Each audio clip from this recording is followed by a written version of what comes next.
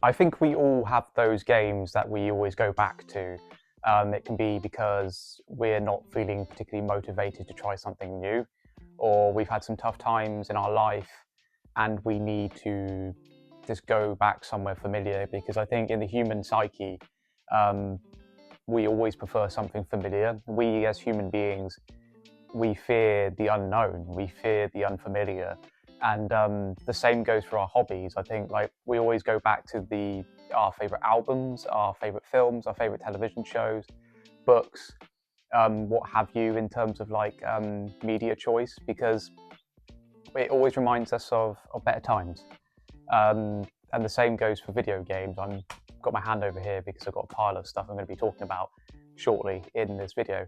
Um, Same goes with games, and with recent events with me and over the years, I've got games what I've dubbed, well, I suppose I didn't really dub the phrase, comfort games.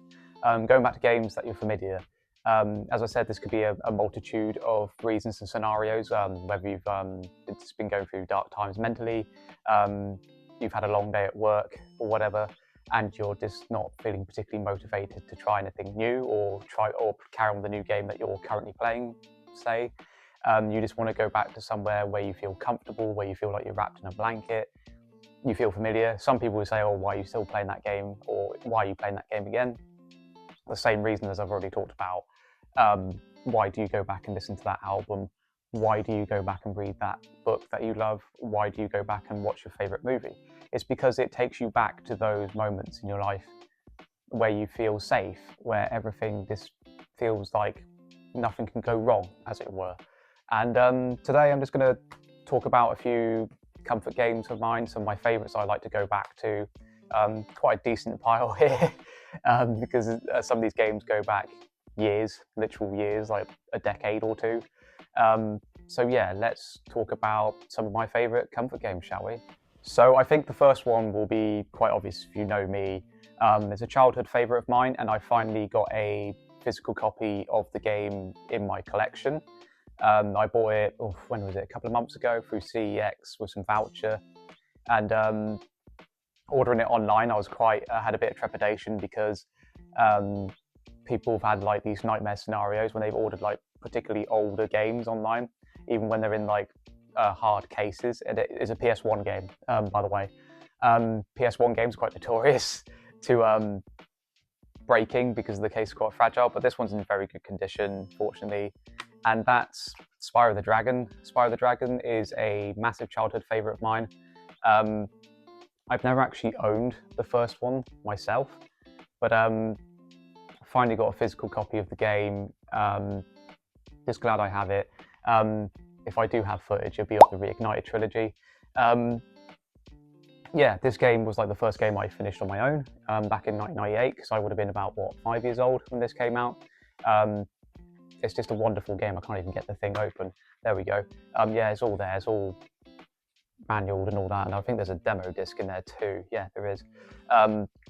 Yeah, this game is always my favorite, and I know people go, it's not the best in the series, and I go, okay, it's their first attempt at what they were doing at the time. But I think in terms of like the setting, it's the more fantastical setting, the fantasy setting suits you being a dragon, and it's wonderful. It's a wonderful collectathon platformer. Yeah, it's a platformer. It's just a wonderful game, and that sort of sense of whimsy when you explore its worlds, from the artisans' realms to the peacekeepers. It's all different. But it keeps in line with that fantasy style before it started to go a bit more, I don't want to say all over the place with 2 and 3, but kind of like trying to throw things at the wall to make them stick in terms of the different worlds they were exploring. This one's very sort of like grounded. I know that's a bit weird to say about Spyro, but grounded within its setting of you being a dragon in a fantasy world. And it's great. It's wonderful. The Reignited trilogy is fantastic. I played it on Switch a few months ago, the Reignited trilogy, and I love it. I just wanted this game just to purely have in the collection. I have played it a bit when I did my PS1 video. Bit rough around the edges, but PS1 games, they tend to be quite rough around the edges. But I still hold these fond memories because I mostly played the demo of this when I was a kid, where you could explore a couple of levels of the Artisan Realms, and that was about it. Never really owned the full game, and until a bit later on when I was a kid, and I played it all the way through on my own. I think it was like the first game I ever finished on my own without any help when I was about 5 or 6 years old. So yeah, Spyro the Dragon. Great introduction to start. By the way, these are in no particular order. Zelda Breath of the Wild is a more recent comfort game, I'd say. I say recent because I didn't play this game properly until 2021 because I didn't get a Nintendo Switch until 2021. I've replayed this game a couple of times. Still holds up exceedingly well, considering what we're nearly a decade removed from its release. Just wonderful, a wonderful direction for Nintendo to take the franchise in an open world. And I know some people are not the biggest fans of the open world setting of Zelda Breath of the Wild, but honestly, in terms of it being a big scale fantasy adventure, it made sense for Zelda to go in that direction that it did. Again, some people are not fans of the sort of weapon degradation system. I personally don't mind because it makes you think on your toes, and honestly, there are weapons everywhere in the game. And it's not too much of a problem to get around the degradation system because you can upgrade certain things, and also just keep the best weapons for the more intense fights. But yeah, I just love the freedom, the free form of this game. It's just wonderful because you can just go, well, there's the sort of initial tutorial, but it's not thrown in your face as much as say Tears of the Kingdom, where there's a bit more to it, so they have to explain it a bit more. But this one, that gives you a few key things, and you pretty much just smacks you on the bum and tells you to get on with it, to put it so crassly. But yeah, it's wonderful. I got sent, well, this is my partner's physical copy during the period when my mum was quite ill in 2021. I just got my Switch. A friend of mine, she sent me a text saying like, you said, because I had a Switch and I said, I've not played Breath of the Wild yet, and she's like, oh, you said you haven't played Breath of the Wild, and she bought me the game digitally, and she sent it to me in a text, a gift code, and I was like, you sure about this? She went, yeah. And that got me through the times when my mum was quite ill, and then she eventually passed away same year in 2021.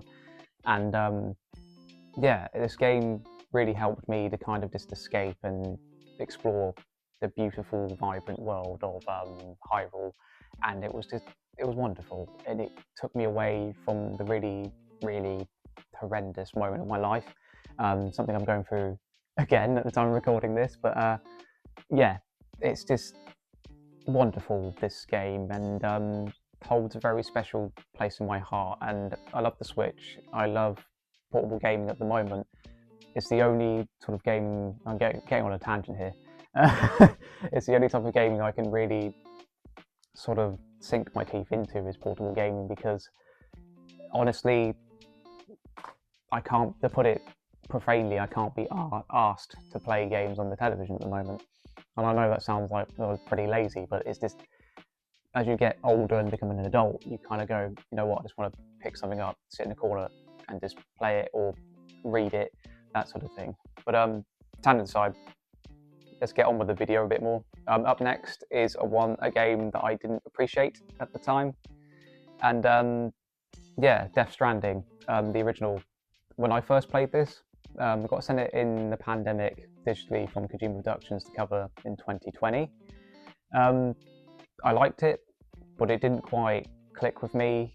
But after my mum passed away, the game clicked with me more, because it goes through themes of like loss, how the main character, Sam, yeah, I know, he's got the same name as me, struggles to connect with people because he's quite isolated and doesn't like to be touched by people. I was a bit like that when all that happened, didn't really want to be touched, didn't want people talking to me, kind of just lost my sort of will of connecting with people, but he ends up kind of like growing more with people, and I kind of had that sort of journey myself, just kind of like going out on really long walks on my own in the wilderness, kind of isolated, and yeah, it's a game that I really love, Absolutely adored the second game too.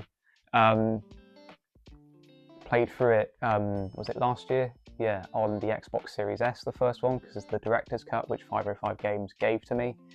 And yeah, I really liked it, again, on the Series S, with the added frame rate too of about 60 FPS. Considering it's a PlayStation 4 game originally, the game looks like a current gen game. And then when I say current gen, I mean PS5 series consoles. It's Kojima, because Kojima can push visuals to the absolute limit, no matter what hardware he develops on. It's nuts. But it's a game I'll probably replay again. I would like to replay both of them and do like a quite a lengthy video, I suppose, on both of them. I would like to get a physical copy of the second one at some point when it's cheap enough. So hey, next few are like Ubisoft games, and I know people don't tend to be that jazzed about Ubisoft games. This section, this will be like split into two. I'll do like these last 3 games and then do a second half of the next few games, just to take a break with my voice. But yeah, these are like Ubisoft games. Let's go with Far Cry 5 is probably another comfort game of mine. Now, I know people are split with the Far Cry series depending on like who you talk to. Some people like this game, some people hate this game. I personally love it. I'm a massive Far Cry fan. I love Far Cry 3, 4, 5, even 6. Sorry, I do like Far Cry 6. But this game was really good. Still really good. If you've got a PS5, it runs at 60 too. Again, Ubisoft kind of went back with like the Assassin's Creed series. They went back to the drawing board with Far Cry. They took a look at it and just went, okay, we'll get rid of the radio towers. There are no radio towers in this game where you have to uncover the map. They do make a joke about it at the start of the game, which I find quite funny. And it's more freeform. You have the initial intro where you go through like the motions, and then the game kind of lets you tackle each area in any order that you want. It gives you recommendations of what area to start with. John's Seed is the first area it recommends you do, but you don't have to do that. And that's what I like about it. It gets rid of the minimap as just a compass, and if you set a waypoint, it's on the road, the arrows. So what I like about that is that in most open world games, you tend to be just staring in the bottom left corner at your minimap, whereas this one, it gives you a waypoint on the road of where to go, but it allows you to enjoy the stunning vistas at the same time. And that's what I really like about this game. And the gunplay is great. The combat's absolutely fantastic. I love the combat, especially with just how you can pick up melee weapons. You can boomerang lead pipes enemies in the head, and you get a wonderful funk noise. Funk. But yeah, I know people are a bit split on this one. I personally love it. It's a great comfort game, and you're probably going to see like the sort of a trending thing with these games is that a lot of them are open world. I'm going to put these two together because they're both in the same franchise, and that's Assassin's Creed Odyssey and Valhalla. Again, I know people aren't particularly jazzed on the RPG formula. I like them, especially Odyssey. I'm really liking Valhalla at the moment. I'm playing this on the Legion Go S portably, so being able to play these games, I will get this on Steam at some point, Odyssey, to play on the Legion Go portably. Being able to play Valhalla specifically on the Legion Go portably is great. Just being able to chip away at it. Yes, they're quite long games, but they're role-playing games, open world role-playing games, and complaining open world games, role-playing games, sorry, being long is like complaining that water is wet, as I like to put it all the time. But I like Odyssey, really good ancient Greece setting, set in the period that I actually studied at A-level, the Peloponnesian War, between Athens and Sparta. Really cool. Just the details are wonderful, and the music in both of these games is wonderful. Valhalla, also good, with the Viking setting, set in 9th century, is it? Yeah, 9th century England. You do start off in Norway. There's a lot of different areas outside of England, so you can explore Vinland, which is Finland, the Isle of Skye, which is an island just off of Scotland, and there's some bits where you're in Asgard, where you drink a potion, or basically you just take drugs, and you hallucinate being Odin. Yeah, and there's also the DLCs where you can go to Ireland, France, and Dawn of Ragnarok one. There's quite a massive game. Some people say it's bloated. I go, okay, don't play it. But it's been my game at the moment to play on the portable system, the Legion Go, and just love exploring. And I love the Vikings setting, and I love the television show Vikings. I'm pointing that way because the box set's in front of me on the shelf. Yeah, I just love it. But that's the first half of some of my favourite games, favourite comfort games, sorry, and we'll get into the next one as I rest my voice. Now on to the second half of games that are my comfort games. This next one I've already talked about at length here on YouTube. Personal favourite of mine, a very, very personal favourite of mine from 2010. Kind of hard to believe that this game, at the time of recording this, is 16 years old, because as it gets older, I feel that Red Dead Redemption, spoiler, Red Dead Redemption, I said the title, my crappy lead ups there. Red Dead Redemption, it ages better as it gets older. It ages like a fine wine, as it were, and it's still an absolutely wonderful, wonderful game. I won't go too much in length about it. If you want to know more, I will put my Red Dead video in the description down below. Yeah, in short, it's just a wonderful game by Rockstar Games. Not a fan of what they're doing at the moment with Grand Theft Auto, but that might be a video for another time. This was back when they were still putting out games quite reliably, year after year, even big scale games like this. I mean, we got GTA 4 2 years prior, and GTA 5 was like, what, 3 years out at this point? Well, we didn't know that, but hey ho, but this is a great game. Another one that I absolutely adore, and I played this on PC originally when it was fairly new. I got a 360 because I wanted to play it more reliably, even though it probably wasn't the best way to play it. And that's the Elder Scrolls 4 Oblivion. I played this on PC back in 2007, I think it was. My PC was pretty meaty for the time, but PC gaming at that point was a bit of a pain in the neck to get games running consistently at that point. So I got 360, and this was one of the games that I got with my 360 the same year I got it for my 16th birthday in 2009. Played through the remaster recently this year on the PlayStation 5. I platinumed it on PS5. Yeah, it's just a wonderful experience. It's got that whimsical, that sense of whimsy. I know I keep going on about sense of whimsy with like with Spyro the Dragon, but I remember at the time a lot of people weren't a fan of this because Bethesda took a sort of safe route, as it were, by going the sort of traditional fantasy, the rolling green hills, that sort of thing. I personally love it. Something that the remaster kind of loses is the lighting and the color. Something that modders have restored on the PC version of Oblivion Remaster. Yeah, this game's quite cheap. If you don't want to buy the remaster, it's like a couple of quid. I think it might even be like £1.50 for just this version on the 360 in CEX. But it's great. I do have the expansion over there on disc, Shivering Isles. I've not played Shivering Isles yet, even in the remaster. I haven't played Shivering Isles because Shivering Isles wasn't a requirement to do the Platinum Trophy. But yeah, the wonderful world, the beautiful music, and just the freeform exploration.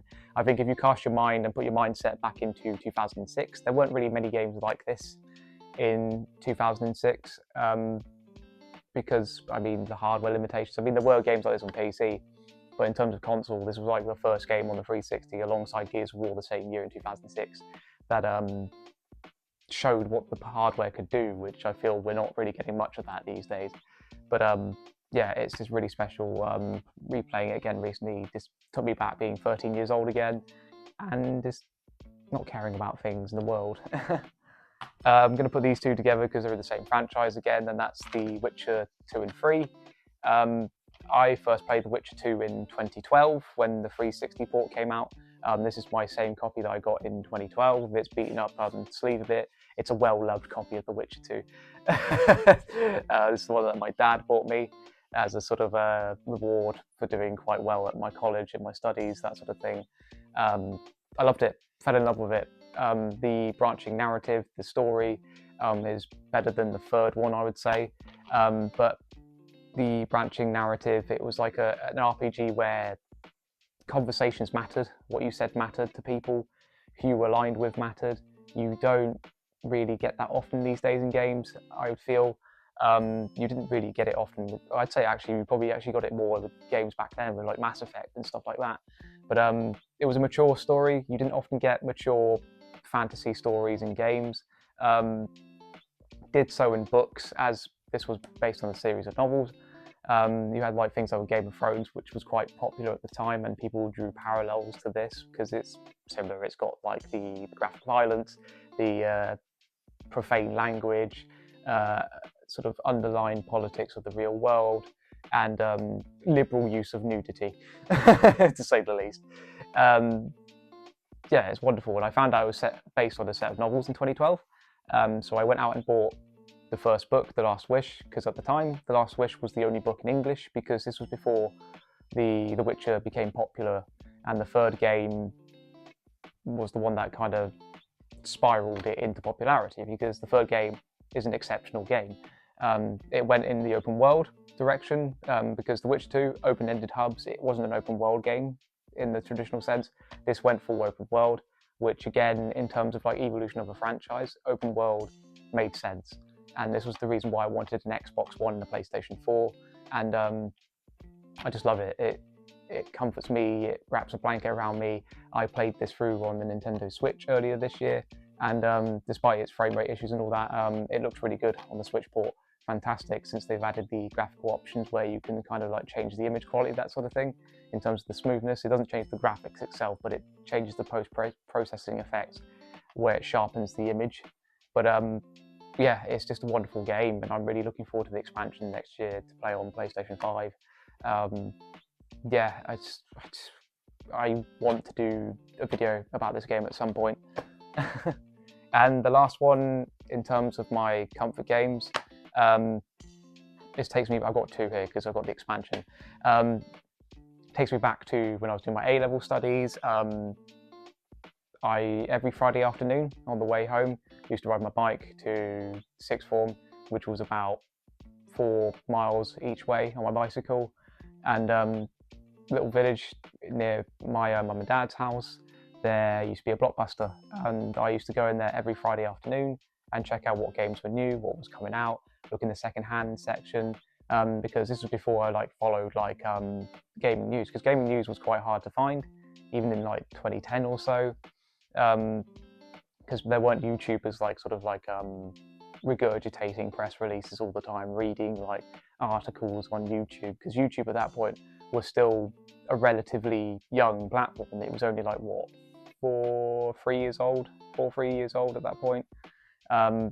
Yeah, 4 years old. Sorry. Yeah, but anyway, I used to go in the Blockbuster all the time, have a look in the pre-owned section, and there was this game called Dragon Age Origins that always used to fascinate me. And what fascinated me the most was seeing BioWare written on the bottom, because at the time I had played Mass Effect 2. Mass Effect 2, very special game to me. I don't know why I haven't talked about it. It's up there on the shelf in the Ultimate Collection. I remember my mum, she bought me it when I was feeling ill. I used to get quite ill a fair bit when I was younger, because I wasn't particularly healthy. The healthiest person, used to stay in a lot, whereas these days I'm outside exercising a lot and all that. But bought me Mass Effect 2, had a really bad stomach bug, and I played through it all week. Because I couldn't move, couldn't really go anywhere, so I played through it all week. So when I saw this, yeah, I was fascinated, and me being fascinated with Lord of the Rings and fantasy, that sort of thing, I thought, cool, is it like Mass Effect but fantasy? No, it's not. It's a bit more of their old school Baldur's Gate stuff that they used to work on BioWare. And I'm not usually a fan of that sort of stuff, but it works with this. It's not dice rolls like Baldur's Gate 3, that sort of thing. It's more sort of not turn-based, but real-time. You kind of command all your party members. But what got me the most was the story, the narrative. It's great. It's all well voiced. Even having like a few people, like famous people like Tim Curry's in it, bizarrely. Tim Curry did quite a few projects with EA at the time. He did Red Alert 3 as well. But yeah, it was all well written. Your protagonist was silent, so he didn't speak, but you kind of imagine your voice in the shoes of the protagonist because you custom make them. And the origins part of the game is that you pick a race and you pick a background. So you can have like you have the Dalish elves that live in the forest, or you have the city elves, which are the slaves of the world. And you have different origin stories in the intro of the game, so they're not all the same either. And if you pick the mage class too, you also have the what's the circle called? You basically go into like the circle of mages. You have that introduction for that, and it's great because it adds replay value, even just like playing all the individual intros alone. And over the years, I feel this game just ages better and better. And it's a shame there's no remaster of it, although given the talk from EA at the moment, I don't think we'll ever get a remaster of Dragon Age Origins. I got the expansion on this too, Awakening. I found this in the charity shop and I wanted it, and I was like, cool. And I've got the strategy guide down there, I think. Do I? No, I got rid of it recently. No, I didn't. It's there. I can't see on the bookshelf there. Yeah, really special game, that one to me, because A-level studies, they were kind of getting the better of me, kind of getting the sort of pressure, because even at the time, 2010, technically 17 years old, not really an adult, but when you start doing the A-levels back then, like even now, I'm sure like a lot of you young people, if you're watching this, it's that sort of bridge gap into being an adult, and that's sort of the part that at that point was what was really scaring me at the time. And I needed a fantasy game to kind of get lost and kind of just lose myself in. And Dragon Age Origins fulfilled that sort of gap for me, because it was hard, because I wasn't doing particularly well in my A-level studies, but that game really helped me a lot, and all these games have really helped me over the years, because I feel when we're not particularly in the mood for a new experience, or we've just had a really crap time, or something really traumatic has happened in your life, you need that sort of security blanket, as it were, to fall back on and have it wrap around you to remind you that everything's okay. Life's not always horrendous, it's not dark. You've got the wonderful world of entertainment to help you, specifically in this case, video games. I love comic books and graphic novels too. The shelf behind me there, right at the bottom, has got a shelf of graphic novels. Those are ones I love. I love too. I love to talk about that at some point. But yeah, when things really deal you a bad hand, it's just good to have these interactive worlds to explore, to remind you of the good times, but also kind of to sympathise with some of your traumatic events in life. And certain games that I've talked about today do remind me of that, like Death Stranding. I related to it, and just going back to things like Spyro the Dragon, it just takes me back to a time where you didn't have to worry about things, you had all day to do whatever you want, to play games, to just get yourself lost in things. And that's something I still hold near and dear about this hobby, is that I'm an adult, but that inner child and sense of wonder in me about this hobby hasn't disappeared. As crap as the games industry can be, as crap as life can be, that sense of wonder in my heart, in my mind, my inner child has never disappeared with this hobby. I get excited for certain new games, but most of the time I just love going back and just playing older titles, and it's just a wonderful hobby, and discussing it with people in the community is just great. But that's enough from me. Hope you've enjoyed this kind of look back video, and I'll see you all in the next one. See you later. Bye.